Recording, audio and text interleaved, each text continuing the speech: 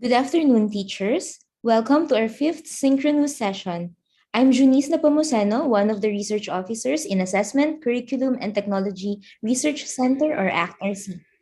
ACT-RC is a partnership between two universities, the University of the Philippines and the University of Melbourne.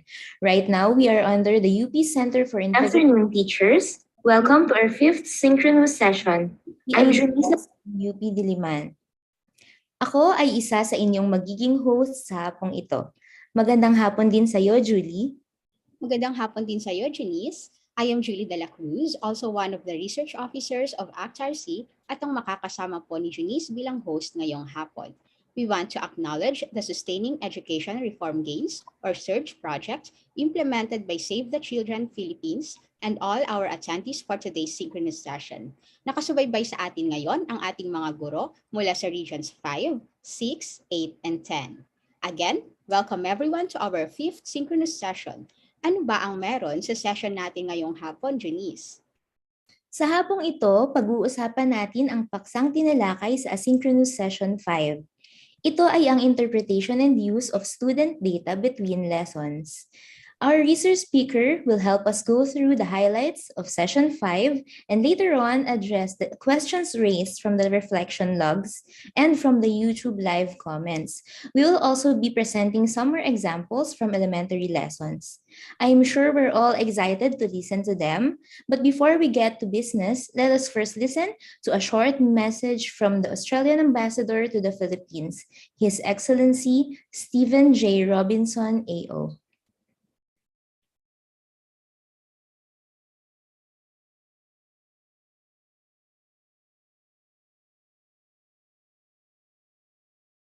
G'day to all of you, our fine teachers. It is a privilege to speak to you today and commend you for being part of this online professional development opportunity. Your work is so important to the future of your country because education is key. It is one of the foundations of society. And how well you educate children will have an impact on the future of this country. Australia has been involved with the education sector in the Philippines for several decades now because we want to see a strong, prosperous, educated Philippines. I am pleased that Australia supports DepEd on teacher professional development and curriculum enhancement through partners like Assessment, Curriculum and Technology Research Centre, or ACT-RC, an organisation born from Filipino-Australian collaboration and shared expertise. I hope you find this training delivered by ACT-RC in collaboration with the Department of Education's National Educators Academy of the Philippines useful in further developing the reading, math and science literacy of your students. As you are aware, this training is part of a series of professional development activities on student learning assessments and emerging literacies. It is closely aligned with the focus of the Program for International Student Assessment, PISA, which the Philippines participated in for the first time in 2018. I am glad to note that this program aims to support you in responding to the evolving needs of your students for relevant and updated knowledge and skills, an area of particular interest to Australia. I would like to briefly acknowledge ACT-RC, specialists from the University of the Philippines and the University of Melbourne. Education remains a core priority for Australia's development cooperation with the Philippines. Our partnership in education has gone from strength to strength over the last 3 decades. Australia and the Philippines are also long-standing partners. Last year, in 2021, we celebrated the 75th anniversary of the diplomatic relationship between Australia and the Philippines. On a personal level, let me share with you that supporting teachers is something very close to my heart.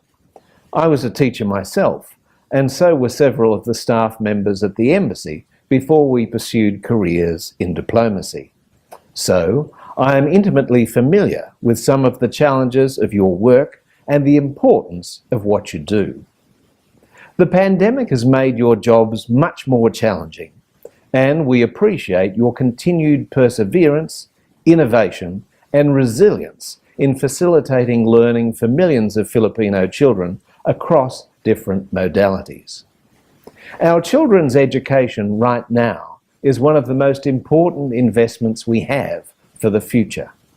Education is a fundamental aspect of development, both to an individual and to a society. Australia, as a reliable friend and a good neighbour to the Philippines, will support you in whatever way we can. In closing, I would like to leave you with a line from Joseph Joubert. To teach is to learn twice. I hope you will not get tired of teaching, because that also means you will continue to learn. So thank you for your love of learning. I wish you all the very best as you continue with your quest for education quality through these trainings. Congratulations to all of you. Mabuhay.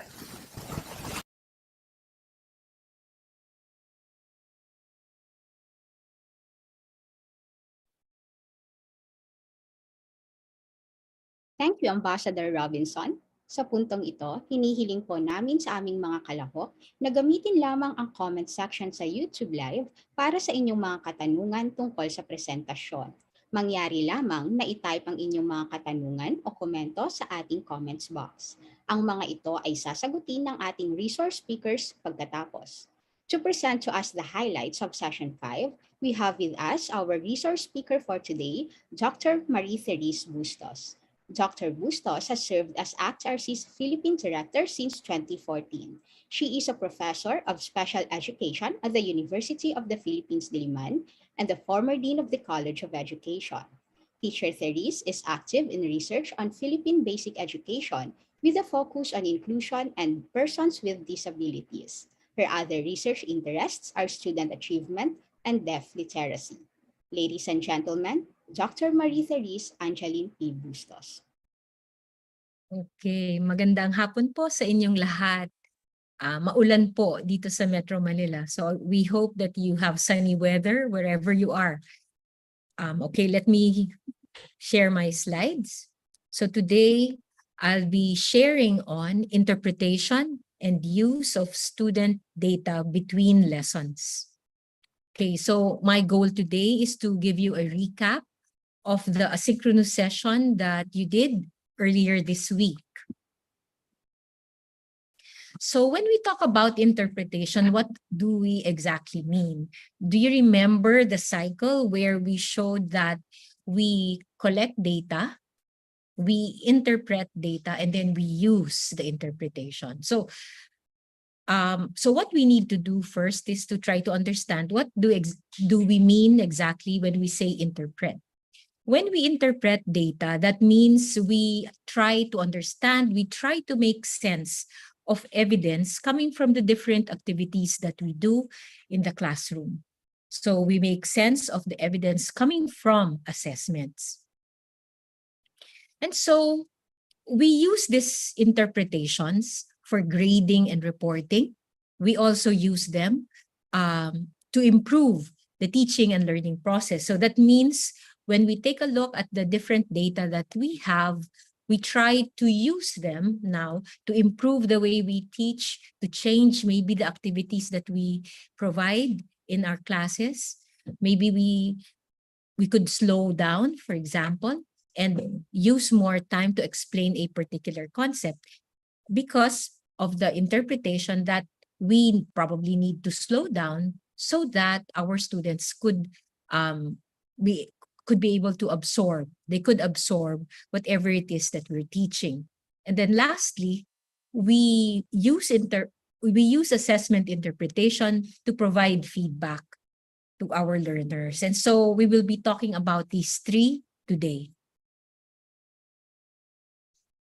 So if you recall the asynchronous session that you did this week, you would have seen this particular Venn diagram where you have the zone of proximal development vis-a-vis the zone of actual development. I think from last week, you already know that when students are able to do something without your assistance, we know that they are already at the zone of actual development. So ZAD. So that is where they are currently. Now, if your students can do the activity, but with some support coming from you or from a significant adult, then that means they are in their zone of proximal development. So they can do the activity, they can perform whatever task it is with some support. So they are in the ZPD, that's the zone of proximal development. But it is also possible that the student can't do the thing that you are requesting them to do, even with support, even with scaffolds. So that means whatever it is that you're targeting is beyond their reach. So this is very important for us to ascertain. Where are your students?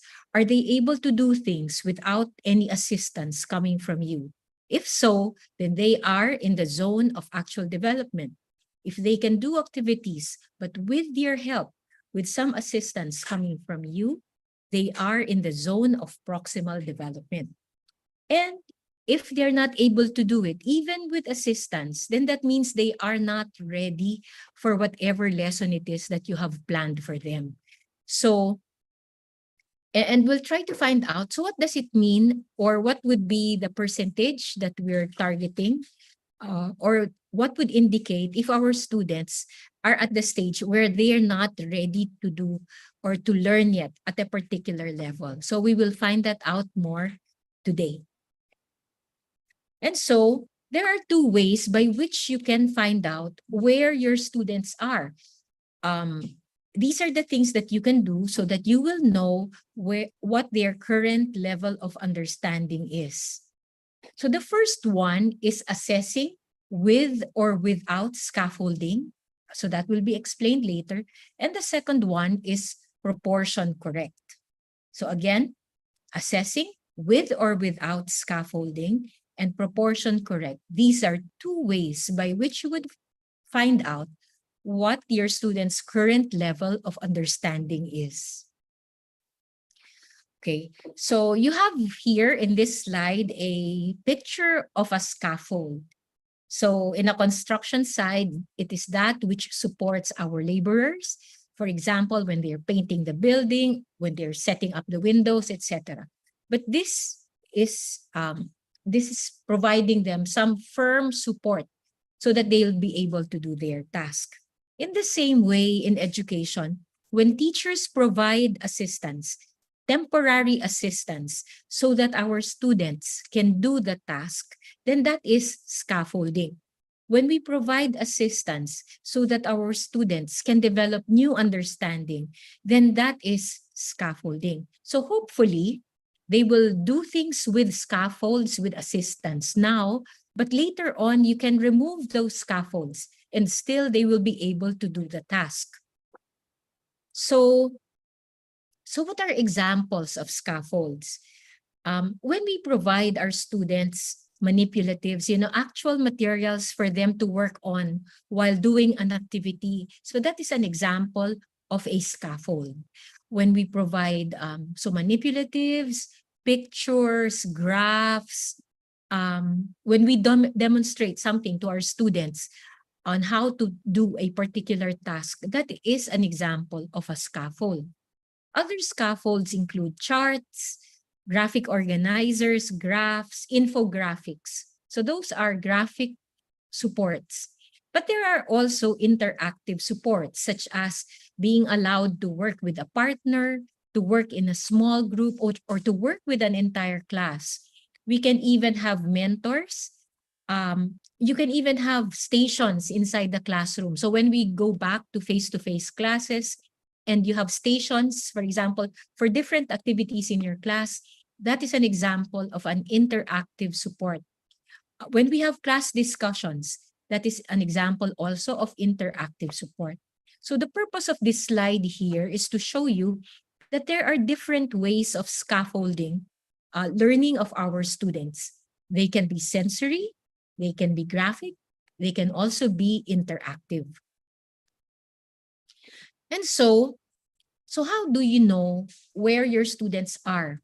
So what is their current level of understanding? So we said earlier that if our students can do the activity with support, that means they are in the ZPD, they're in the zone of proximal development. But if they can do the activity correctly without your support, then that means they are in the zone of actual development. So what do we do now? So how do we assess with or without scaffolding? Okay. So if, for example, I have an activity, half of the activity, I will provide scaffolds. And then for the other half of the activity, there will be no scaffolds provided. And so I am going to check where my students are. Will they be able to give me the correct answer when I give them scaffolds? Probably yes. But if I remove those scaffolds, will they be able to give me the correct answer? So if they are able to give me the correct answer, even without scaffolds, then that means they are already at the zone of actual development.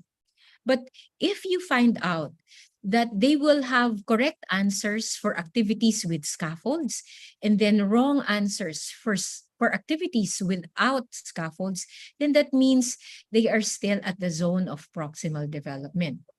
You will also find that there are some children who cannot do the activity, who cannot perform the activity, will not be able to give you the correct answer, even if you give them scaffolds. So that means they are not ready for the lesson that you have prepared for them. That means you need to backtrack and do a lower level activity for such students. So there are other ways of providing scaffolds, especially in distance learning. We can do it via chat. Of course, we're not encouraging you to be chatting or our students to be using the chat without their parents' permission. Of course, the use of the chat, any form of communication, again, would have parents involved. So we can provide scaffolding via phone, via chat. We can also provide some materials like photos, graphic supports that can help our students understand the lesson better. In a chat group, so it's not just between you and the student, you also have other students in a chat group. And the interaction among all those people within the chat group can provide some scaffold to the student. So what we typically do is we have interactive scaffolding, meaning they either work with us, we have some discussions between the teacher and the student, or with the teacher and the group of students before we allow our students to work individually. And so let me show you an example. So for example, this is an example for second grade. And maybe the lesson is addition with regrouping. So for example, an example of a scaffold is the one that you will find on the left. You will note that the original problem was written horizontally, 25 plus 75 equals blank. But what the teacher did was to line up the numbers, so 25 plus 75, but she wrote this now vertically. What she even did was to draw a line between the ones and the tens. And so those lines there are an example of a scaffold. So we're helping our student line up those numbers properly, following the place value, and then they can proceed with addition. So if the student can answer this question correctly, so that means the student can do this with a scaffold. Now, if I remove, for example, if I remove the lining up of numbers on the left, and if I remove those lines, and I just keep it as this, 83 plus 78. Now, if the student cannot do this without without the lining up of the numbers, without the drawing the line. So that means the student is still at the ZPD. The student is still at the zone of proximal development. That means that student needs your help. And so we need to continue to provide scaffolds, to provide some explanation until the student gets to a point where if you present a problem like this or an equation like this, 83 plus 78, then the student would be able to do it independently, line up the numbers, and then add the ones, add the tens. And this is what we mean by for example, assessing students with or without scaffold. So again, if your student gets the answer correctly when you present the lesson like the one in the left, so you have scaffolds there, the student is at the ZPD. And especially so if, for example, you give the same problem without the scaffold and then the student doesn't get it right. So that means the student is really at the ZPD.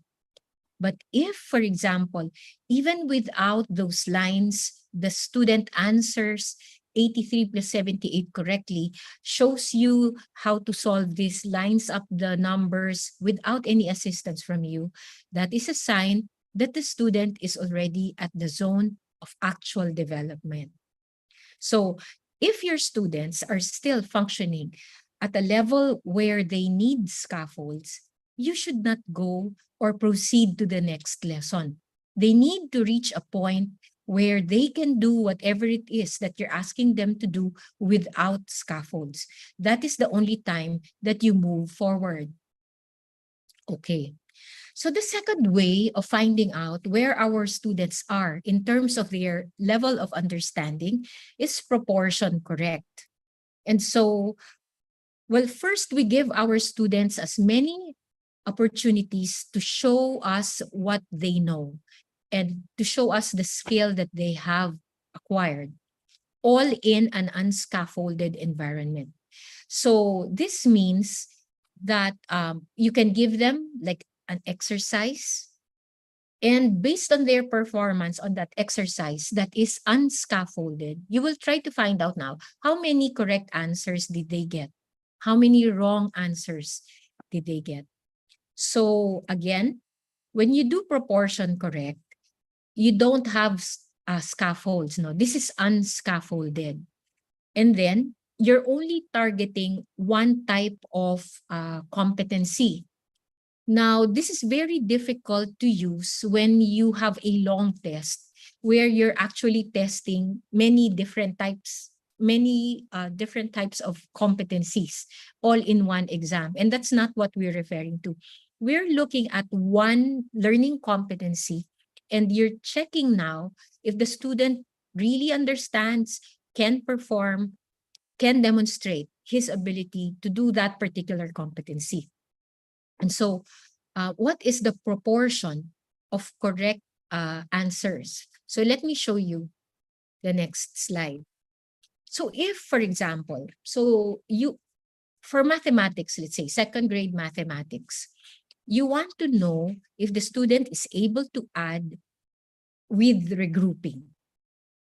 And so you prepared a seat work where you probably have 10 items. So if the student gets 8 out of 10 items correct, then that means the student is already at the zone of actual development. If the student gets only half of the items correct, like 5 over 10, 6 over 10, 7 over 10, 4 over 10. So that means the student knows a bit about the competency that you're targeting. However, that student has not achieved mastery yet. And so, if the student's score ranges between 25% to 75% of the total, then the student is still at the zone of proximal development. Now, if the student gets only one answer correct or two answers correct, so that means that's below 25%. that means that is a clear sign that the student is not ready for the competency that you are trying to teach. So that student most likely lacks the prerequisite skills. And that's why the student is not even able to answer at least half of the items correctly. And so this is how proportion correct works. Again, focus on a particular competency. So we're not talking about performance in a test or performance in a seat work with different competencies. So we just focus on one and then have several items. If the student gets 75 or most of the answers correct, then that means the student is already functioning at the zone of actual development. If the student if the student's correct answers range from 25% to below 75%, that student still needs your help. And so you should not go to the next lesson. Many times when students get half of the answers correct, we move to the next lesson. And when we do that, we are moving to the next lesson, even if our students have not mastered the skill or whatever it is that we are teaching them. Make sure that when you move to the next lesson, that they have achieved at least 75% of the items correctly before you move on. Now, if the student gets 0 in a test, gets 1 or 2 out of 10, that is a sign that the student needs more help than the rest of the class. Why? Most likely that student does not have the prerequisite skills that are necessary for him or her to tackle the competency that you're focusing on. And so you need to task analyze, backtrack a bit, and determine now how you will be able to help the child so that he or she becomes ready for this competency that you are teaching. So again, there are 2 ways by which you will find out the current level of understanding of your students. One is using assessment with or without scaffolding. And then the second one would be proportion correct. And so, what do we do for students who are in the ZAD? So that means they have already mastered the lesson, at least for the different activities that you provide. You have proof already that they have mastered the competency. And so what do? You provide opportunities for independent practice. So magpa-practice talaga sila until the demonstration of the skill becomes more automatic. And so what can you do? You can have practice exercises. So many independent practice exercises. This means you do not provide scaffolding. Rather, you provide them different opportunities to show you how they apply whatever it is, whatever skill it is that they have already mastered. And so as teachers, we only provide them reminders, and then we provide them opportunities like problems that they can solve using the skills that they have already acquired. And again, we can continue providing feedback on how they are demonstrating a particular skill. And we will talk more about feedback in a bit. Now, for students who are still in the ZPD, meaning they have not mastered yet, they are able to get half of the items correct, or sometimes even 4 out of 10 correct, or 3 out of 10. So what will you do? As teachers, we must, number 1, model the targeted skill. So it is very important for us to show students how to perform certain tasks. And like in our example earlier, if it's addition with regrouping, then we can model the targeted skill. So it is difficult to expect children to know how to do things if we as teachers do not demonstrate how to do it. So we need to model the behavior. We need to model the skill. We can also provide graphic organizers. And this especially helps students in language lessons. When we try to help them see the bigger picture, the relationships of ideas, a graphic organizer can really help. We can also give them problems that have already been solved, which means these are worked examples. So we can show them the computation and they can study how we arrived at a particular answer by showing them how it was done. So by providing worked examples. We can also give them a list of things to watch out for, like a list of procedures. And this would be similar to the thinking protocol. So for example, if they are given a problem, you can give them another sheet of paper that has the steps, step 1, step 2, step 3, step 4, and then they follow through those steps. Those steps would be your thinking protocols. And of course, as I've said earlier, feedback is very important. We need to be able to provide feedback about how they are performing. Now, how do we do that? So there are different ways, and we are going to explain that further in the next slide.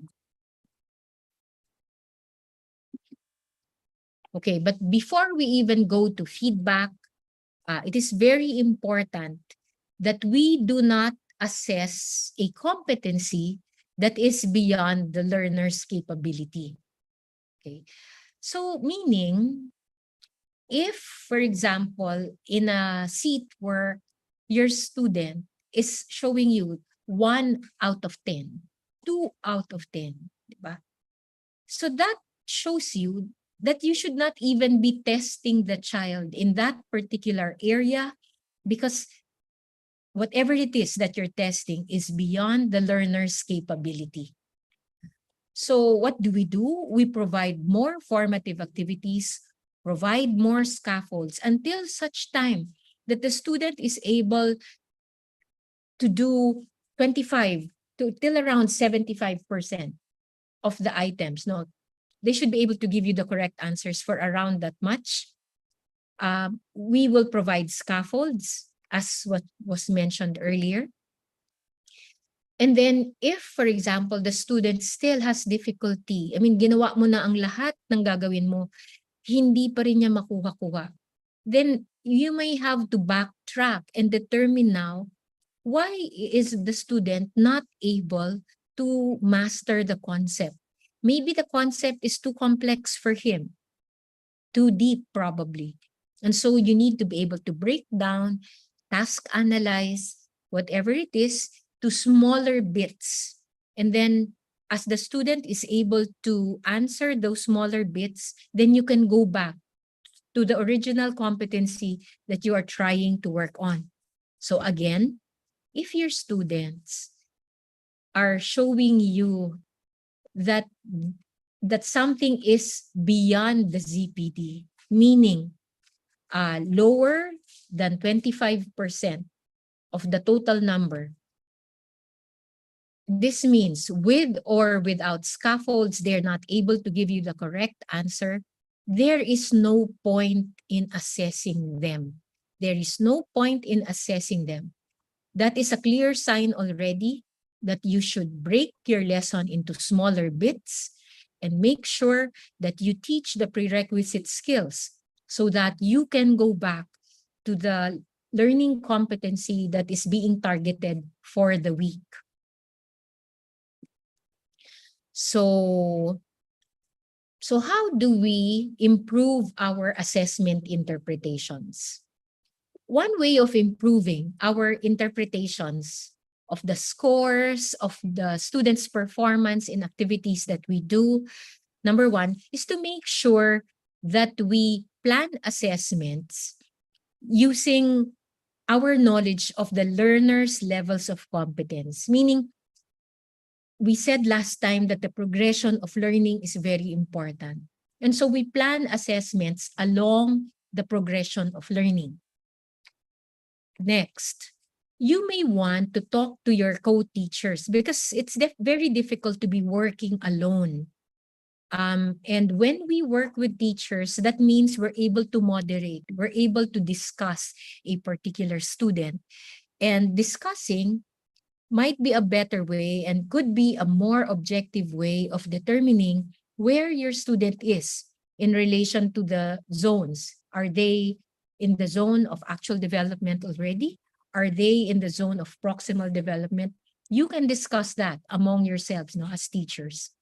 And then, definitely, when we provide them assessment tasks, we need to review what we have done. So it's always good to reflect about the different activities that we do, just so we are able to understand where our students are. So reflection is always a good thing. Next. So we said earlier that feedback is very important. Importante talaga yan. And what types of feedback should we give? But before we do that, maybe we should define first what feedback is. So according to Hattie and Timperley, feedback is information provided by a teacher, a peer, a parent, or the assessment itself regarding aspects of a student's performance or understanding. So this is given to us. For example, if it's feedback given to us or feedback that's given to a student. So it comes from someone. It can come from you, it can come from a classmate, it can come from a parent. And it is about our performance or the student's performance or the student's understanding. And so,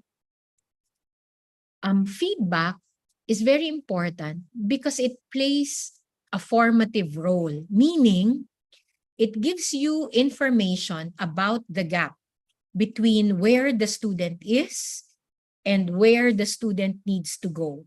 So feedback is very important because how will a student know how to go from point A to point B without us providing some guidance? So when we provide feedback, it should help the student know what to do to go from step 1 to step 2. And so because of that, because we want to guide our students from step 1 to step 2 or step 1 to steps 2, 3, and 4, then that means our feedback cannot just be right or wrong or correct and not correct. So what kind of feedback will help our students work from one level to another in terms of the progression? So before we even try to answer that question again, it is not important. Like, take a look at the equation below. Feedback complexity is not the same as feedback length. When we say that feedback is complex, so it is complex because it provides information on where the student is, where the student needs to go, and how the student should go from one point to the other. That is the thing that makes it complex. So it doesn't mean that feedback complexity means giving a very long feedback. That is not what we mean. So feedback complexity refers to how much and what information should be included when giving feedback. So in the PPST, we already know that feedback is given so that we can improve learning. And in our case, feedback is given so that we can improve teaching. Now, typically in a self-learning module or in a textbook, you will find answer keys. Now, you will find this probably at the back of the module, and that tells the student whether he or she got the item correctly or not. So the answer keys will provide the correct response and will tell the student if he or she is wrong. However, finding out if you are correct or wrong is not enough. It is not enough. So check and minus or check and X are not enough. And typically, when we correct seat work, when we correct tests, that's all that children see in the sheets that we return to them. Check marks and X marks. So by doing this, we are not providing efficient feedback, because it doesn't mean that just because the student sees a check mark or an X mark that he or she will know what misconceptions he or she has. A score has no way of telling the student what needs further work. So it is important that we provide elaborated feedback. So going back to feedback complexity, what information do we want to be in that feedback? So when we say that we provide elaborated feedback, that means we give an explanation why a specific answer is correct or not. And so this allows the learner to review part of the instruction. So a good answer key, for example, if you're a self-learning module writer, a good answer key will have the correct answers in the answer key, but will also give an explanation on why that is a correct answer. So that is an example of elaborated feedback. So effective feedback can be done by two ways. One is paying attention to the 3 feedback questions. And the second would be to be very mindful of the 4 levels of feedback. Last week, we already tackled this in the session. So what we will do today is to review 3 feedback questions and 4 levels of feedback. So remember again, the student needs to know where he is going, where he is, and how to go from this low point to that high point. So those are very important things. And that's why we call this the 3 feedback questions. The first one is, where am I going? So what is our target? And this is why we as teachers, at the start of the lesson, we tell our students so what our objective is for the day. Because we need to tell our students and remind ourselves as teachers, where are we going today? What are our targets for today? But we don't stop there. We also need to tell our students where they are. And so in Hattie and Timperley, the question is, how am I going? But so the red one is just my way of simplifying things. It's just, where am I now? So this is, where am I going, but where am I now? And so this is where I am. This is my current level of understanding. So the student needs to be able to see where he needs to go and where he is currently. So what will be obvious to the student is the gap, yung kakulangan. Wala pa kasi siya doon sa target. And so as teachers, our role is, so how do we help our students knowing now that there is a gap from where they need to be and where they are? So what do they need to do? And that is where we focus our instruction. The third feedback question is, where to next? So we guide the learners towards the next steps and tell our students the plan of action that needs to be done. So I think it's kind of easy. So this is where we need to go, where we are, and how do we do it? So those are the 3 questions. So for example, and this is for the session on addition. Let's say, and if addition is taught in Filipino or taught in the mother tongue in your area, so let's take a look at this example. So if, for example, the child's name is Sandra. So Sandra, sa inaral natin ngayon, ang kailangan mong matutunan ay magdagdag ng mga bilang ng mag-isa. So you need to be able to add numbers independently. So now that is where the student needs to go, to add numbers independently. But the teacher also provides feedback to the student about where the student is right now.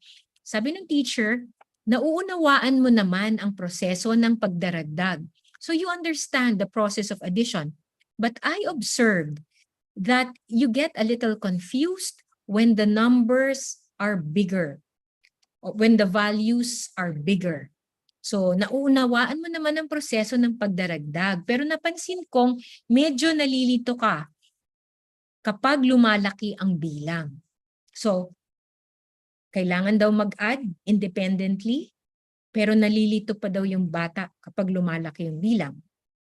And so, the teacher now provides the next step. So how do you go from this point of getting confused to a point where you can do addition independently?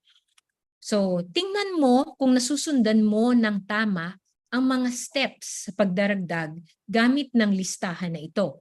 So, what a teacher can do is to have like the list of steps, like the thinking protocols we were talking about earlier. So, like steps in adding with regrouping.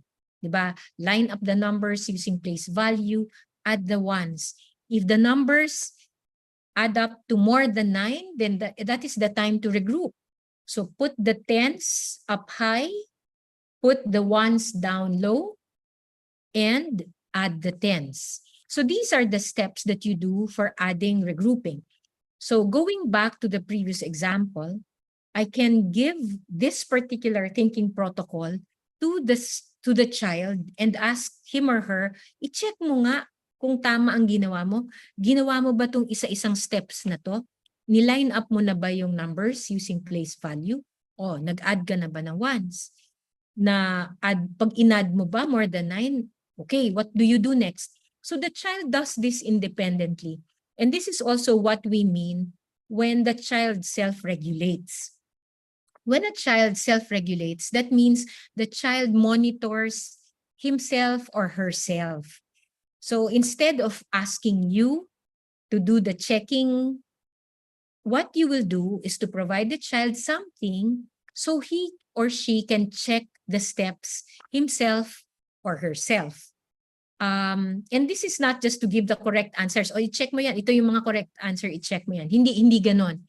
Kung hindi, tinitingnan niya yung steps. Tinitingnan din niya yung ginawa niya. Tama nga ba yung ginawa niya? Based on the steps that you gave. So that is one way of helping our students. And so let me now go to the 4 levels of feedback. Last time, Ma'am Marlene, Dr. Ferido, showed you the 4 levels of feedback.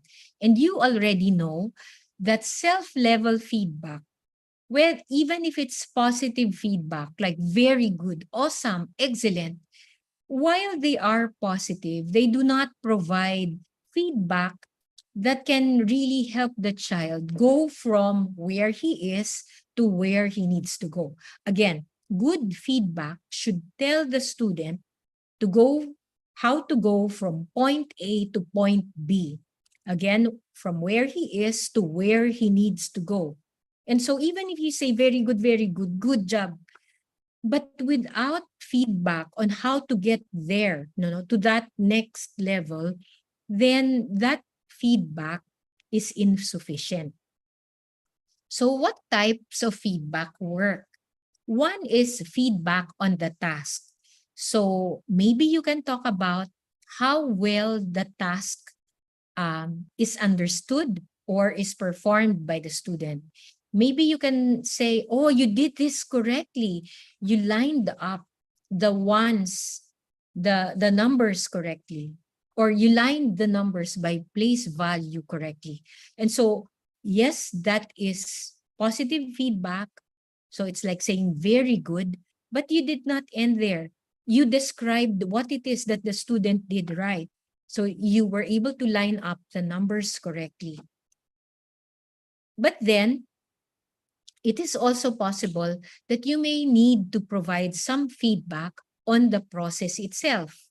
So, for example, parang sasabihin mo, ay mali yan, hindi ganun eh. Okay, so we need to line up the numbers correctly. So how do you do that? So from writing the numbers horizontally, put them vertically. Then you can demonstrate this. And then you do this first, you do that first. You talk about processes with the student. Now for self-regulation, the example that I gave you earlier, giving the student a sheet of thinking protocols to use to check his work, is one way of providing self-regulated feedback or self-regulation feedback. Take note of the sentence below this slide. Feedback provided without any information on how to accomplish a task will not promote learning. So even if we praise our children, if we say very positive remarks, but we don't provide any feedback on how to accomplish a task, or if we do not, for example, emphasize what the child did right, then we are not actually promoting learning. So we need to go beyond the goods and very goods that we tell our students. And so feedback should be timely. It should be constructive. It should help our students move from one level to another. And so we can do this by providing them some notes in whatever it is. In worksheets, we can provide written notes. So, and this would be an example of elaborated feedback.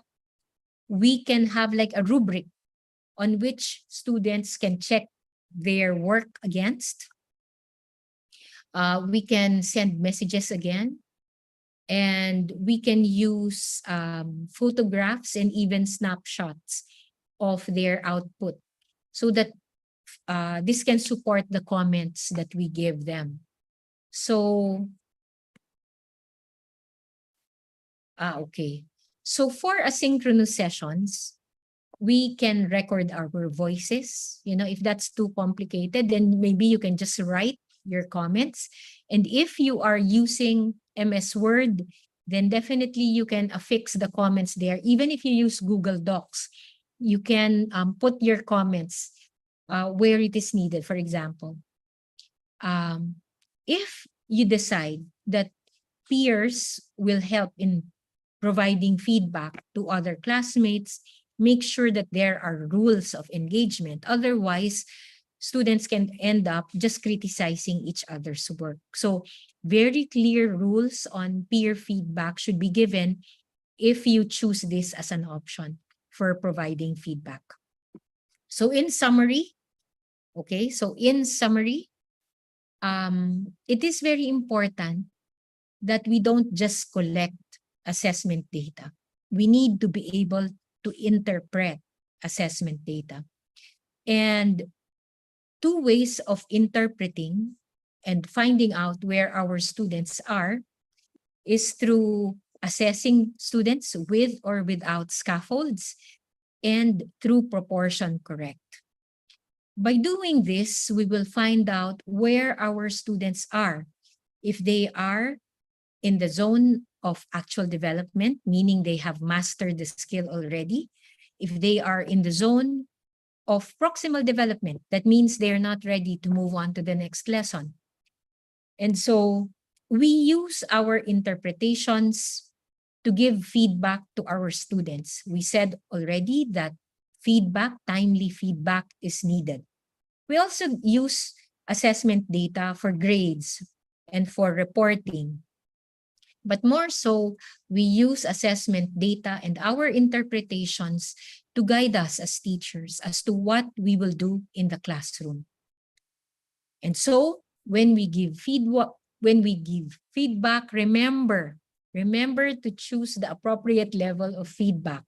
So while it is good to give feedback on the self, like praising our students, make sure that when you praise our students, add feedback on the next steps that he or she can do to get to the target. And then remember, there are 3 feedback questions, diba?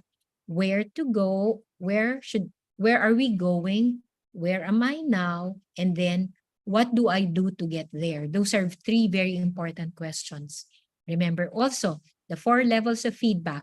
We like feedback that teaches our students to become independent learners.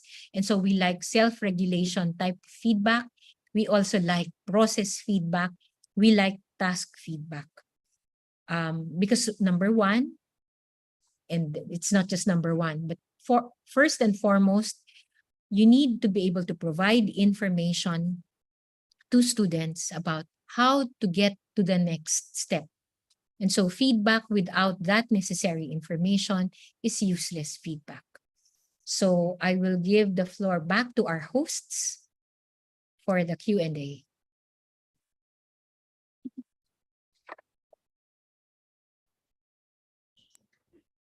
Maraming salamat po, Teacher Therese.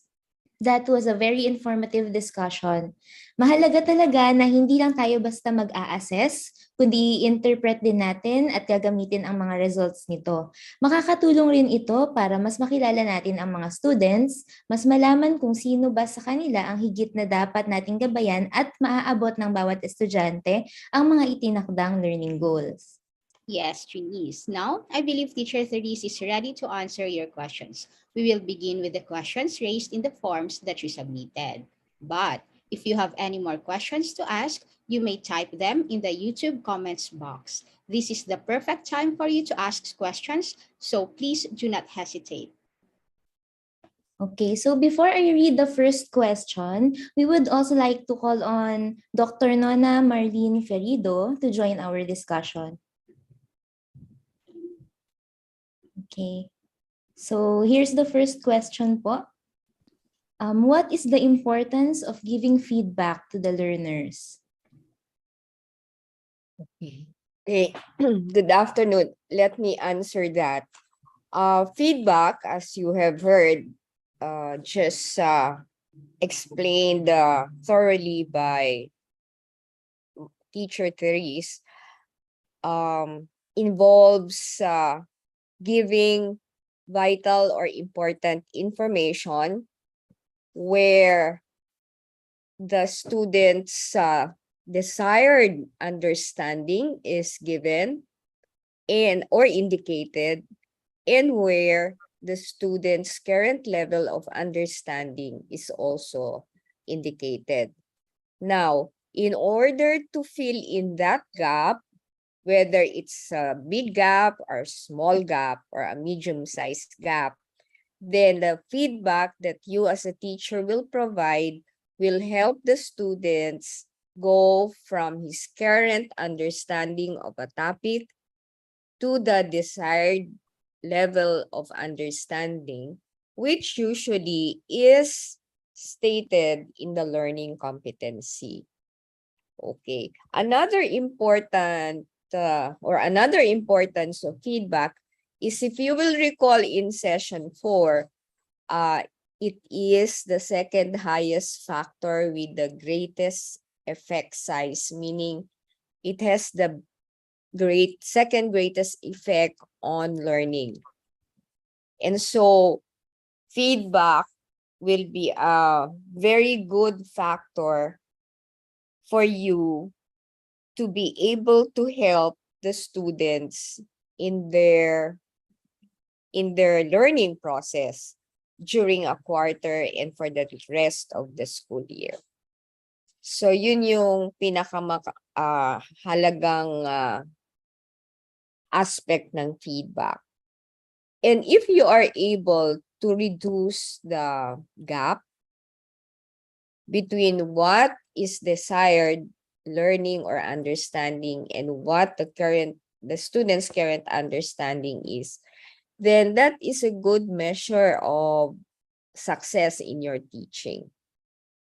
So we encourage you to practice giving feedback and do it as often and as timely as it can be. All right. Thank you.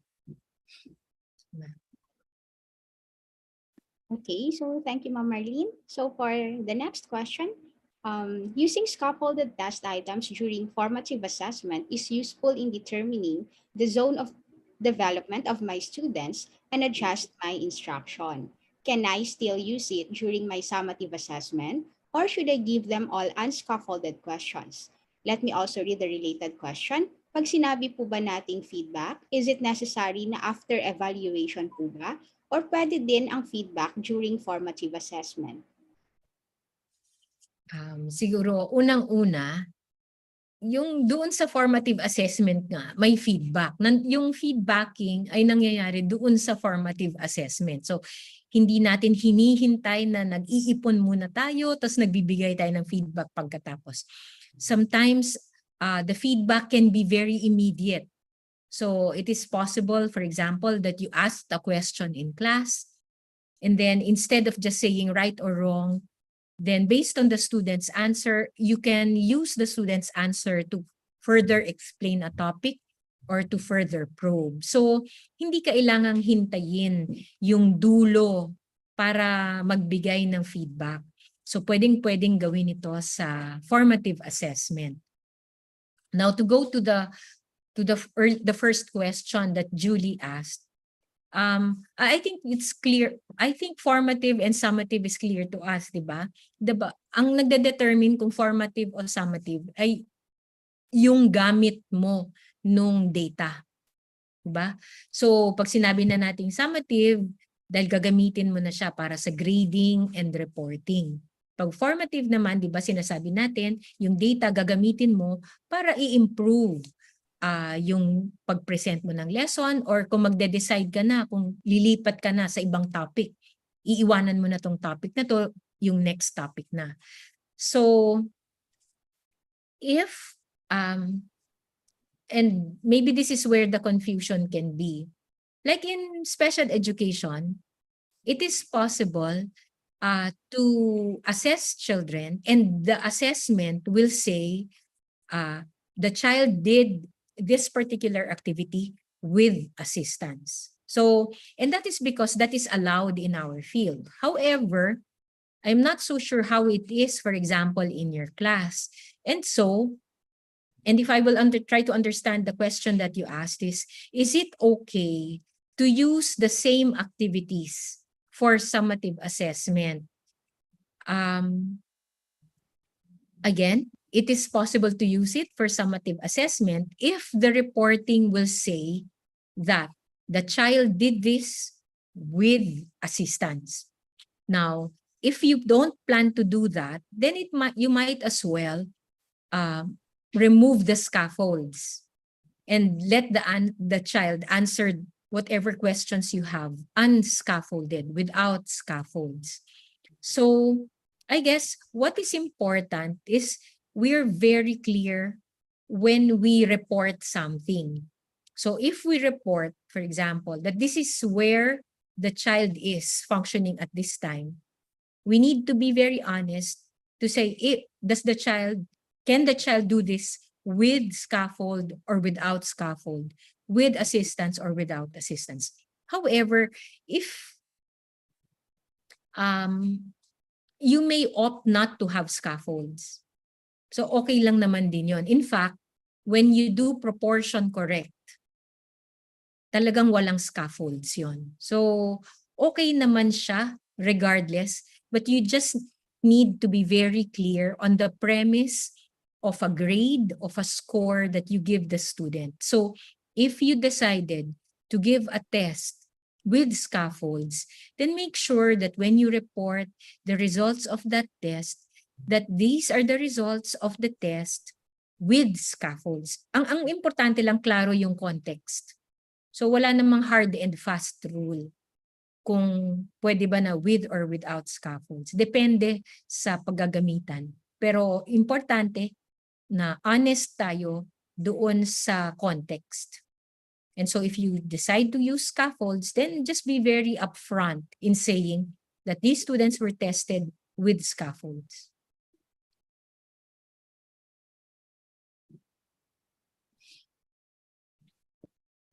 Okay. So for our third question, may na-receive po tayo na question from the YouTube live comments. Ang sabi dito, how do we give feedback in modular distance learning? Okay. So, number one, in modular distance learning, So I'll answer this and then I'll give the floor to Ma'am Marlene because we will have to do that. So for self-learning modules should have answer keys that give you the correct answer and that explain why it is the correct answer. So that's one way of providing feedback in self-learning modules. So I'll pass the floor to Ma'am Marlene for any tips on how to give feedback in modular distance learning. Okay. Kung modular distance learning, pangkaraniwan na ang mga modules ay ibinabalik at a certain time or schedule. So yung feedback na maibibigay ng teacher ay hindi kaagad-agad, diba? So ang mangyayari niyan, kaya kagaya ng sinabi ni Teacher Therese, kung nandun yung answer key, nakalagay na rin dun na posible ang feedback kung bakit ganito yung dapat na sagot. However, you can also give your very specific feedback regarding a task, kung task yung activity dun sa module, or the process that the student has done, or even at a higher level, kung paano siya nag-self-regulate. Ang mangyayari niyan, hindi nga lang kaagad-agad, pero yung feedback nyo na nakasulat, or pwede rin kung meron kayong time to talk with the student over messenger o text, ay maibibigay nyo pa rin yung feedback nyo on the task, on the process, or in terms of self-regulation. Mas maganda talaga pag nag-face-to-face na at kaagad-agad mabibigay nyo yung feedback sa mga bata. Pero habang nagmo-modular learning pa kayo, ay may konting delay. Pero kailangan pa rin mabigyan sila ng feedback sa mga sagot nila, hindi lang yung check or X. Okay.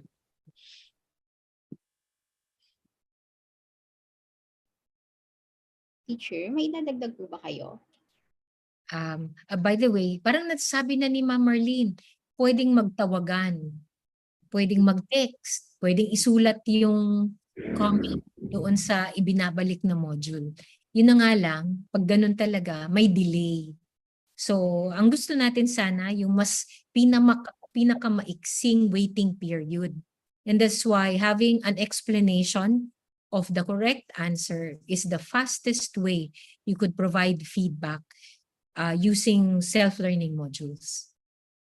Thank you po, teacher. Thank you, Ma'am Marlene. So for our last question, what to do if after assessment, most of my learners are working before the CPD? Meaning, no amount of scaffolding can help them do the expected task. Related question, since you already said there are students who cannot follow, what are we going to do to those students who really have difficulty in understanding, even if we do scaffolding, since it's beyond their reach? So those students are really candidates to receive tutorial services, to receive support services. Should you fail them? You know, failing students is not an assurance that they will do better next year. Kaya nga hindi tumatalab ang pangbabagsak ng estudyante. And so if we decide, for example, to promote students, the assumption is there would be tutorial services provided. And the work of the tutor and the work of whoever it is would be to work on the prerequisite skills. So that is, and it's the same thing for the teacher. If you find that your students are not even at the ZPD, wala pa sila sa ZPD, ibig sabihin nun, hindi pa talaga sila handa para dun sa lesson na yan. So what do? Find out what are the prerequisite skills. Ano yung prerequisite na kailangan na meron sila bago puntahan yung lesson na yon. And so your lessons now would focus on the prerequisites. So talagang, kumbaga, ma-delay ka talaga ng turo. Kasi kahit ipilit mo ng ipilit, kung wala naman yung prerequisites, hindi kakayanin ng mga bata. And so our advice to you is to, again, look at the prerequisites. Focus on the prerequisites. When the students are able to go to do the prerequisites, they are able to demonstrate that they have the prerequisites, then go back to the lesson. But until such time that they are able to demonstrate skill, knowledge of the prerequisites, then sa prerequisites lang muna ang lesson mo, hindi pa yung lesson proper.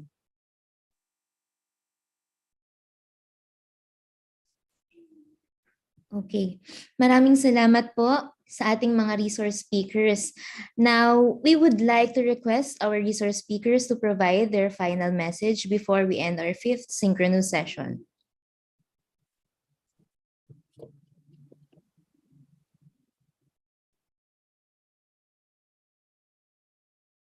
Ako ba mauna? O sige, ang aking final words ay parang yung final slide ko last week. Kung matatandaan nyo, sabi doon, simply providing more feedback is not the answer. As teachers, you need to consider the nature of feedback that you give. Is your feedback on the task, on the process, on self-regulation, and of course on the person himself. Pangalawang consideration is the timing that you give to your timing of the feedback. Kasi kung out of time siya, out of timing, edi nahuhuli. Or masyado namang advance, hindi mo pa nga alam kung nasan siya talaga. So timing is very important. Another consideration is how a student receives your feedback. Kung tama naman yung nature ng feedback mo at nasa timing din, how do your students or how does a particular student receive such a feedback? At mas maganda, how actively your students are seeking feedback. Na bago pa lang kayo magbigay ng feedback, ay sila na mismo ang magtatanong, tama po ba ito, teacher? Ito bang proseso kong ginawa ay tama o may kulang? Saan kaya ako nagkamali dito? Bakit kaya ito hindi ko nakuha yung expected na answer? Bakit kaya itong katabi ko ay iba yung answer kaysa sa answer ko? So yun yung level na maganda kasi yung mismong estudyante nyo ang nagtatanong at nagsisik ng feedback. Okay? So, yun lang masasabi ko. Okay. So, my advice is for you to try it. Oo. Subukan nyo siya. Subukan nyo sa mga anak ninyo. Subukan ninyo sa mga pamangkin ninyo. I mean, you really have to practice. We can even practice with each other, with your colleagues, or if you are a superintendent, a supervisor, you can practice it also with your teachers. So remember the three feedback questions: where you need to go, where you currently are, and how do you get to that point. Those three important questions should be able to provide provide learners with feedback that they can use to progress in learning. So that's very important. Make sure that when we provide feedback, that we don't end up just praising people or reprimanding people. Good feedback, again, tells people how to get to the next point. Again, our intention is to make sure that our students develop from level to level, from step to step. And that is determined through the kind of feedback that we give. So masanay po tayo na nagbibigay ng feedback. Kasi sa tingin ko nga hindi tayo sanay. Pati rin kami dati. Hirap kami magbigay ng feedback. So it takes some practice. So ang aking advice, mag-practice, magbigay ng feedback. Maraming salamat po sa pag-attend ngayong hapon. Thank you, Teacher Therese and Ma'am Marlene. Now, I think it's a good time to address some administrative issues. For the asynchronous sessions, mas maganda po kung ang gamit niyong device ay ang inyong personal computers so you can view the lecture videos and complete the activities more efficiently. A good internet connection is also required. Pwede pa rin naman po kayong gumamit ng tablet or mobile phone, but make sure to have a stable internet connection. Again, most of the technical issues are device or internet connection related. If you need any help, please send a message to our Facebook group. Any announcements regarding our ongoing training will be posted there. So we highly advise that you join and visit it regularly. Bago rin po tayo magtapos, meron po tayong mga munting paalala. Okay, so asynchronous session 6, evaluation of the assessment process will be accessible starting Tuesday, July 26. And synchronous session 6 will be held on Friday, July 29, 3 p.m. via YouTube Live. For those who have not answered or completed sessions 3, 4, and 5, you may still proceed with the training, but note that we highly encourage you to take the sessions in order to maximize your possibilities for learning. Asynchronous session 3 will be closed on July 26. Asynchronous session 4 will be closed on August 2, and asynchronous session 5 will be closed on August 9. So for updates and for any concerns, you may visit and reach us through the official Facebook community page, ACTRC Assessment Professional Development. Dito po nagtatapos ang ikalimang synchronous session natin. We hope that this has strengthened your learning and inspired you to look forward to the next asynchronous and synchronous sessions. We also look forward to seeing you next time. Maraming salamat po.